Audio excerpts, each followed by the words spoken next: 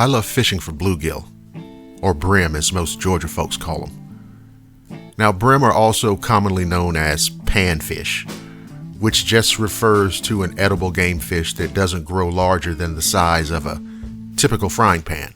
And you catch them with just about anything you can put on a hook. Breadcrumbs, cheese, bits of hot dog, anything.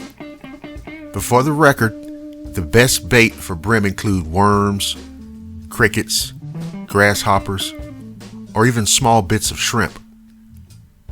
One funny thing about them, though, they can be somewhat aggressive and don't seem to have any fear of humans, but if you enjoy catching them as much as I do, that's a good thing.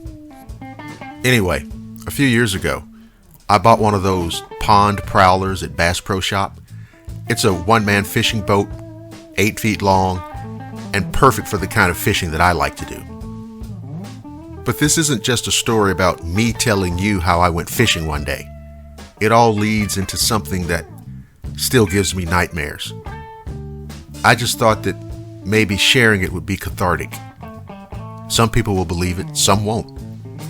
I don't really give a shit about that part of it.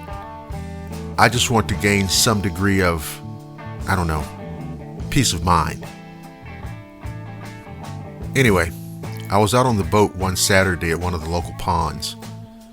Now, that particular area has a number of small to medium-sized ponds that are fantastic for brim fishing.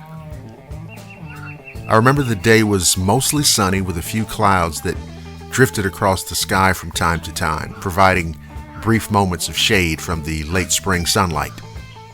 Now, after about 20 minutes of fishing, I noticed some kind of movement in a dense thicket of reeds by the bank at the far side of the pond, maybe 30 to 40 yards away.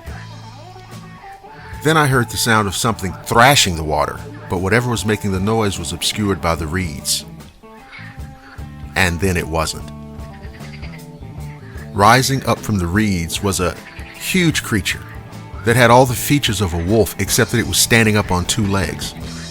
I was frozen in place with terror. Now this thing had dark fur, very dark fur, and eyes that seemed yellowish orange, and they were locked on me.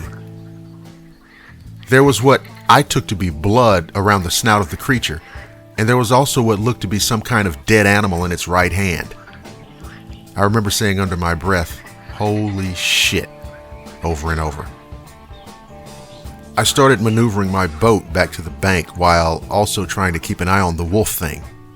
When I got myself back onto dry land and secured the boat in the cab of my truck, the creature was still there watching me.